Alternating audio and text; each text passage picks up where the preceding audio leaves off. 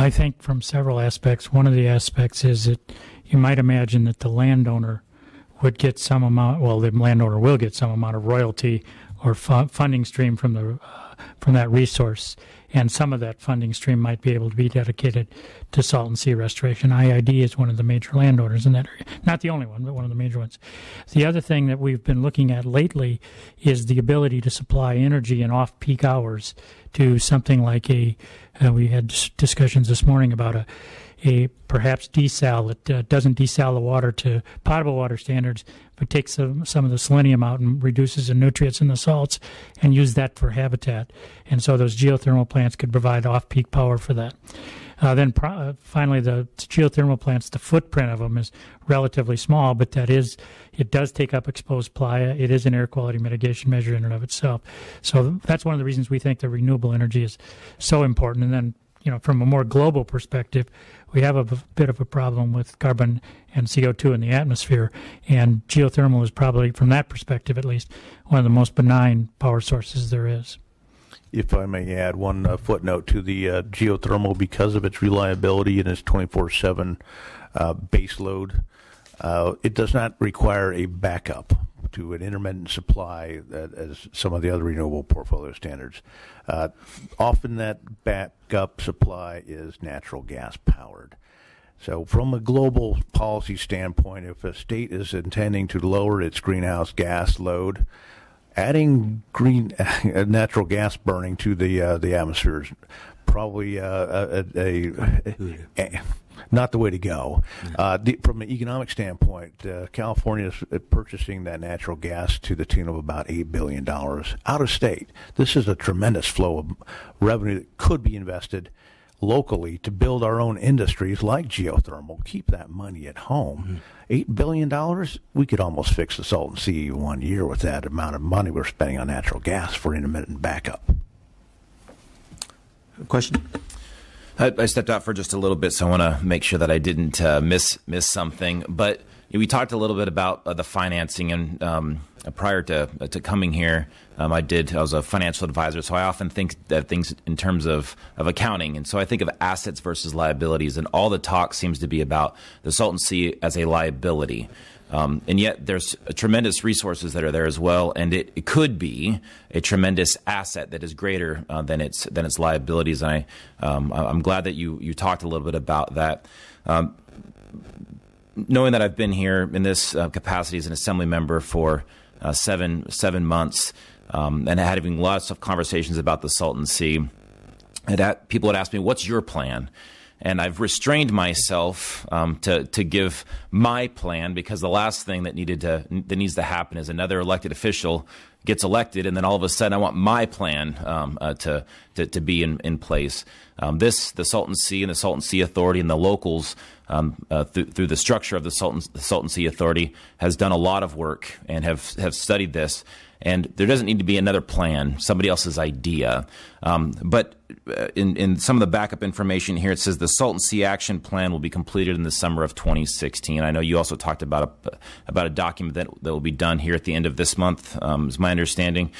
Are we beginning to rally around sort of one course of action, that this is going to be the plan to make the Salton Sea an asset that's greater than its liabilities?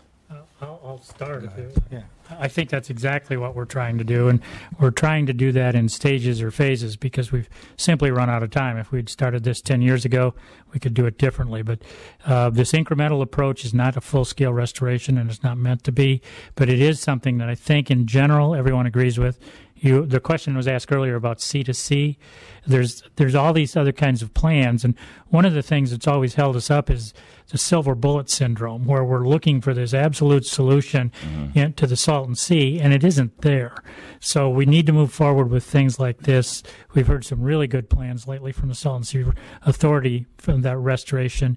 Yeah, I think we are rallied around that. I think this is something we can move forward.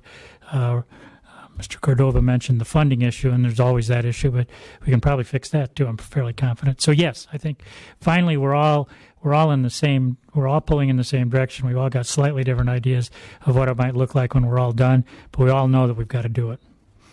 If I could add to that, the one item that I think there's universal agreement upon on the next step is not to get hung up on where the final product is, but let's get things done now on the early start habitat.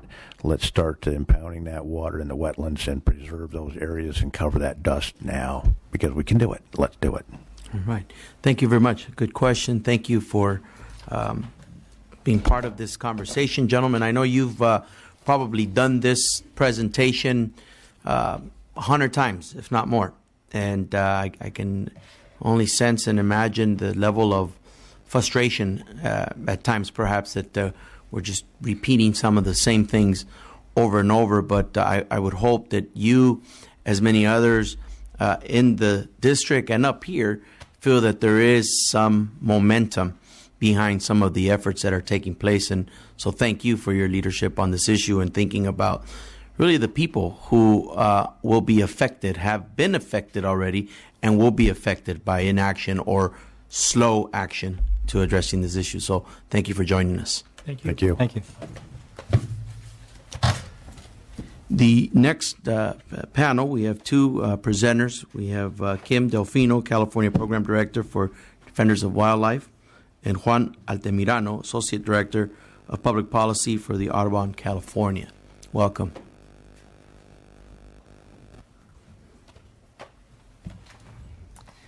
Good afternoon. Thank you. And thank you for the opportunity to come and speak to you today about the Salton Sea.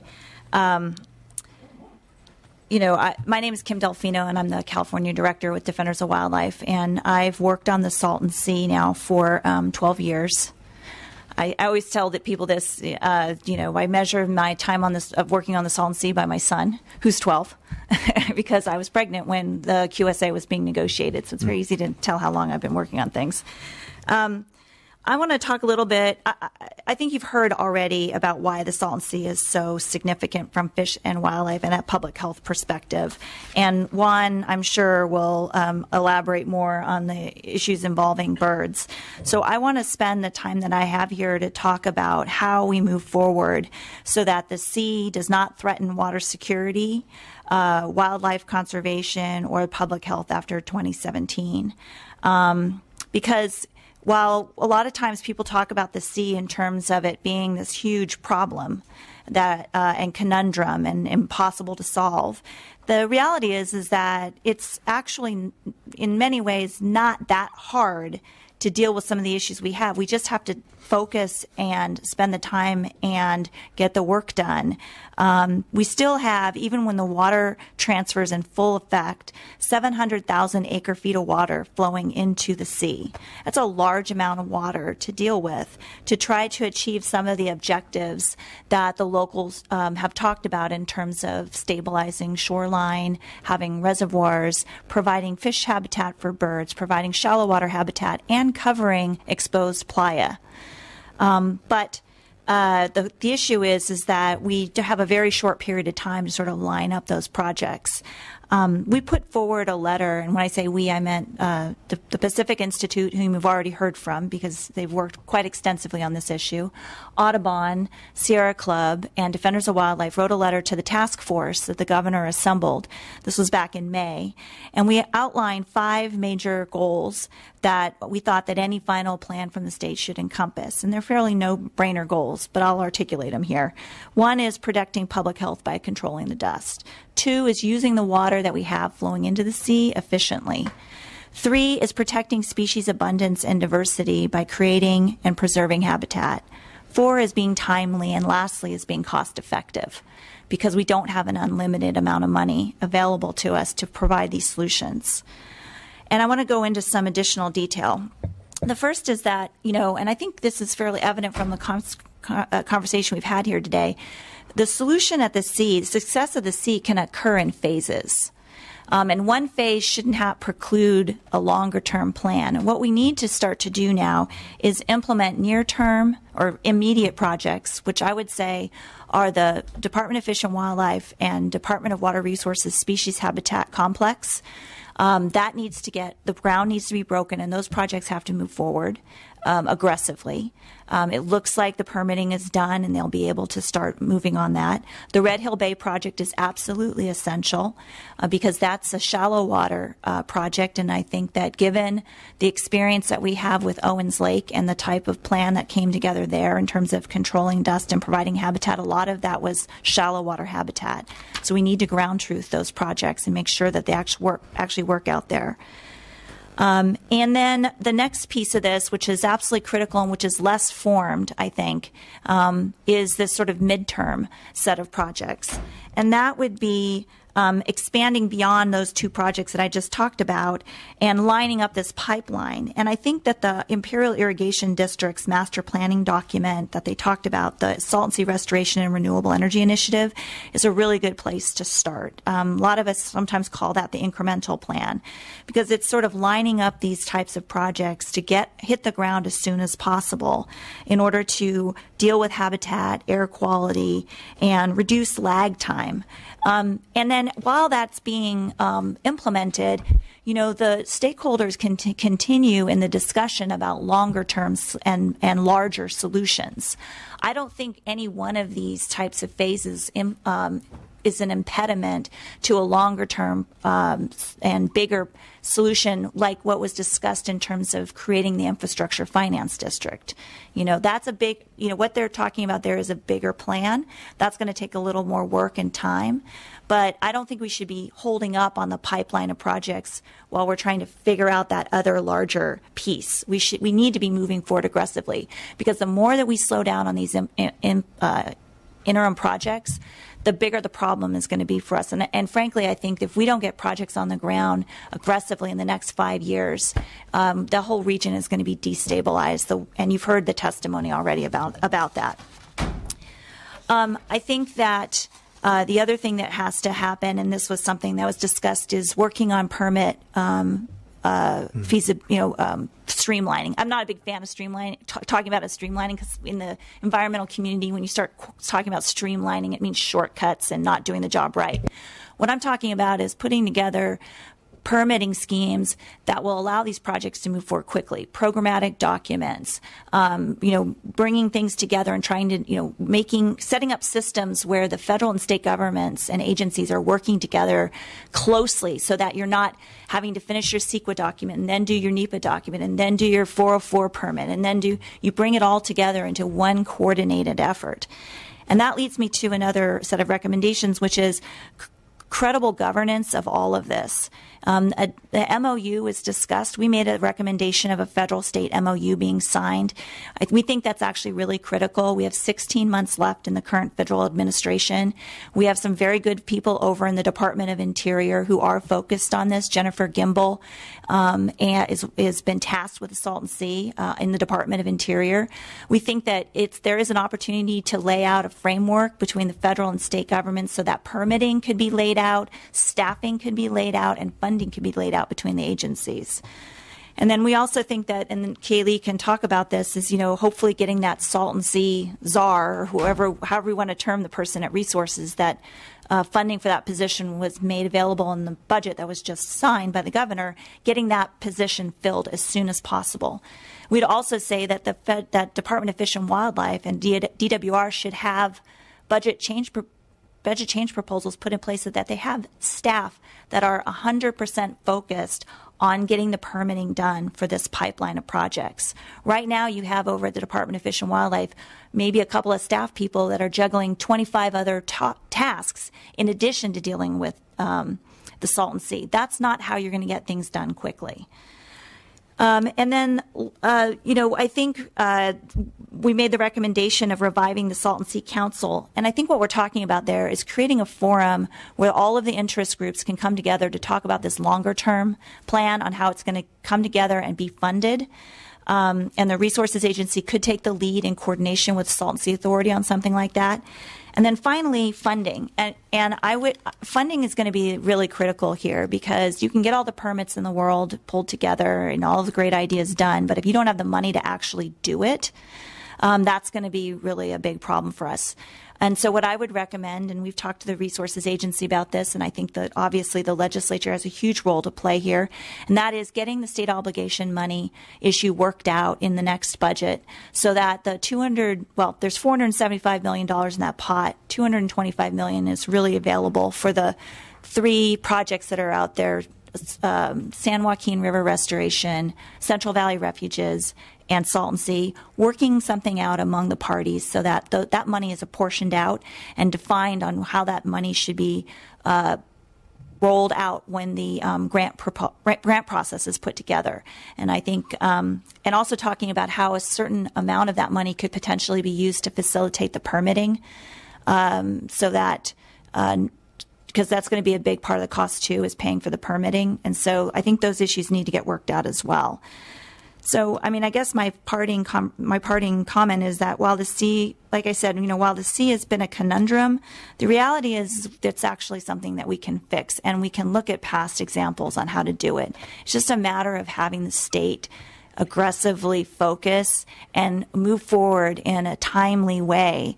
And so I've talked to Kaylee about this, but it would be really nice to hear when the task force is going to be coming out with its recommendations and how quickly we can actually sort of get boots on the ground in terms of getting these projects done. So thank you. Know that those are some of the questions that we have for him when he comes forward. So thank you for Sure. presentations. Questions, comments? All right, we'll move on to the next presenter. Thank you, Mr. Chairman. Again, thank you again for holding this hearing. We think it's incredibly important to really devote time to this important issue. This is first and foremost a public health issue, and certainly a topic within the environmental community that we have extreme concerns because of the nature of the significant problem there. Audubon, California, has been really in the front lines of bird conservation for over more than 100 years, helping to protect birds from the threats facing them.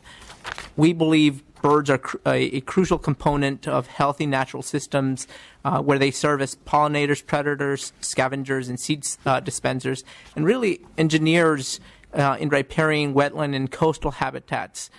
Birds, we believe, are indicators of a broader ecosystem function and environmental health because they respond rapidly to climatic and other changes, and are relatively easy to see and study. Birds, like humans, need the same things: clean air, water, and land. So the future of health of birds and humans are intimately linked. California is a linchpin of the Pacific Flyway, which is the migratory route traveled by millions of birds every year. California wetlands, beaches, and other areas provide important habitat, stopover, feeding, and nesting sites for birds that travel from the Arctic to spots over 7,000 miles away in Chile. Specifically, the Salton Sea plays an enormously important role in that migratory route. The sea is a globally significant, important bird area and one of the premier birding areas in California. It is one of the most critical inland habitats for birds along the Pacific Flyway, and increasingly is one of the most imperiled. As less water flows into the sea, it'll shrink considerably and become more, as you've heard, saline, eventually becoming inhospitable for birds, fish, and even insects. Today, its avifauna is distinctly delta-like, from tiny eared grebes that winter by the thousands in rafts far out in its surface, to the American white pelicans that roost on mud flats and fish for tilapia in its shallows. For more than a century, the sea has served as a major nesting, wintering stopover site for millions of birds of over 450 species and subspecies. More specifically, the Salton Sea is home to approximately 90% of North American populations of wintering eared grebes, 50% of North American populations of wintering ruddy ducks, 30% of North American population of breeding American white pelicans, and 25% of North American population of breeding Caspian terns. The sea has partially displaced wetlands habitat loss to agricultural and urban conversion along the Colorado River, California's coast, and in the San Joaquin Valley. Yet, in 2 years, inputs from the Colorado River that have been maintaining the minimum sea levels are scheduled to end, and as more water is transferred from local agricultural uses around the sea, we're going to see a point that colonial seabirds begin abandoning, where colonial seabirds begin abandoning sites, very similar to what happened in 2013 when there was a mass abandonment. And really, that's the point to this, is that this needs immediate action. In 2018, as you've heard, the QSA will cease to be delivered water to the Salton Sea, severely decreasing its inflows and resulting in massive shrinkage to the sea and exposing miles of dry lake bed.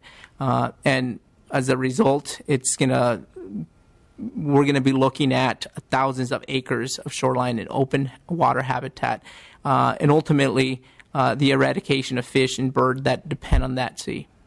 So, thank you. Well, the chair stepped out for just a little bit, so I'll ask a few questions. We talked a lot about plans and how, where do we go from here? And I know, obviously, as stakeholders in this entire process, are you comfortable with the work, especially with the Salton Sea Authority and with those within local government that have been working on this? Are you comfortable with how things are proceeding? The Salton Sea Authority has, I think, done a good job. They've got their feasibility study that they're completing, and I think we're really interested to see what that study produces in terms of what their findings are and what's economically feasible, what kind of revenue generation can happen. They contracted with the National Renewable Energy Laboratory to do a study, and I think that is progressing, and we'd like to see that.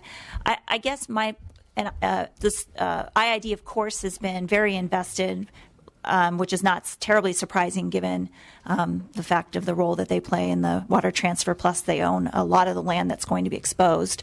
And I think they've been, Bruce in particular, who has worked on this for many years, they've been really great partners in all of this. And the renewable energy initiative that they're moving forward, I think, really does have a lot of promise. I don't think this is going to be the locals can solve this alone type of solution. I think obviously the state has a very large role to play, particularly in terms of obviously the permitting and the funding and the fact that, they took on the obligation of dealing with the impacts at the sea as part of the QSA deal. I mean, I was there when the agreement was struck, when Mr. Katz was in the room and basically said, in order to get that vote for the IID board, the state would serve as the financial backstop. That made the state take on a fair amount of responsibility. So I don't think the solution here is where the state has to do everything or where the locals have to do everything. This really has to be a partnership because of the very nature of the problem and what the solutions require. And I think everyone has been, we had a little bit of issue, in the beginning where a lot of people were very focused on sort of what's the grand silver bullet. I think that's what Bruce referred to. And that, I think, did stall us out a bit. But, I guess one of the silver linings to a looming crisis is it gets everyone to focus really quickly. And that's what's going on here. And I think that everyone now is really moving forward in a very productive way. Thank you. I wanted to ask your thoughts. 2006, the state puts forward a $9 billion plan. My sense is probably correct that it was a sticker shock, right, to the project. But, looking forward, right, if we could, go back and that $9 billion price tag that was put forward, we've got projects here in the state that we're funding at, $65 billion for other infrastructure projects. Would we go back and maybe say, let's pursue the plan that was put forward irrespective of the price tag? Did the plan make sense, or was it a combination of the price tag and the actual plan that was put forward that people said, we're not going to go there? I think it's a combination, and honestly, it was $9 billion back in 2000 and whatever, and it's going to be exponentially more expensive. I think there's parts of that plan that had real good promise and can carry forward. Certainly the early habitat, which was actually about 30,000 acres of project, was outlined in that plan. I think we thought that some increment of that is certainly important. And I think the species habitat complex that DWR and DFW put together comes right out of that part of the plan. I think that the proposals that you're seeing from folks on testing out the use of geotubes comes straight out of that plan. This is the issue of trying to create berms to stabilize shoreline, and so we need to see if that's possible. I think where there are problems that ran into in that plan was that when you look back at it, it required a huge lake with a dam. The cost for putting something in like that is prohibitive. Plus, I think there are a lot of questions about whether it's even I guess when you talk to engineers, they'll tell you we can engineer anything. The issue is cost. And in a seismically active area like the Imperial Valley, with the amount of muck that's down at the bottom of the sea, I don't think it's really, frankly, feasible from an economic standpoint to do what was being asked. However, I think that scaling things down, and there could very much be a lake that's created there, but it would be maybe more the size of like a Diamond Valley reservoir than what they were proposing in the original plan. That's why I think that a lot of the things that are being discussed right now in the species habitat complex, Red Hill Bay, the geotube work, these are all pieces that can go into a larger solution, but that larger solution yet hasn't quite been baked, and it's going to require a little more work. But I just don't want to have that hold up the important projects that have to move forward in the next 5 years. And because if we don't do that, we won't get to a larger solution because it'll be chaos down there. So I just want to say that the rationale behind the question is when we look at these studies that have been done in terms of the economic impacts over the course of the years, we're talking about $70 billion. Of course, putting a price tag on the ecosystem and the environmental impacts are enormous, right? And it's difficult to put a number on that, and even more so when you're talking about the health and well-being of people, right?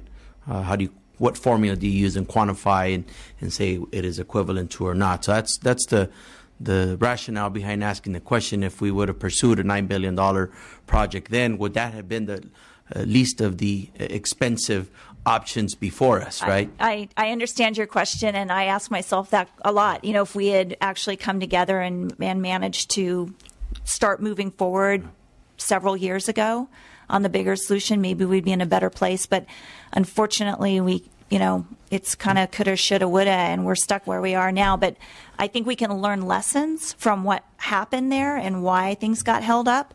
I mean, the sticker shock, really, the legislature and the Resources Agency really didn't want to move forward with that big plan. The cost was, and you also have to understand that once that plan came out, we were right going into an economic downturn. Yeah. So the timing was terrible. Well, I appreciate you being here, as well as yourself, for providing this very valuable information. I appreciate also the fact that you raise the commitment or liability that the state of California signed to when agreeing to the QSA, and also highlighting the role or responsibility that the federal government can play. I often think, we've had the President of the United States visit our area probably more times than any other president I can think of and remember, and they're for reasons being of the quality of life type of values that the Coachella Valley presents. I would hope and imagine that maybe there is some willingness at the federal government level to put some attention on this matter, and utilizing, as cynical as it may seem, the analogy of, I don't know that the president would be coming back out here to spend a weekend and play golf in the Coachella Valley if the conditions were such as they've been described, with little or zero inaction for the Salton Sea. So thank you again for shedding light on that. Sure.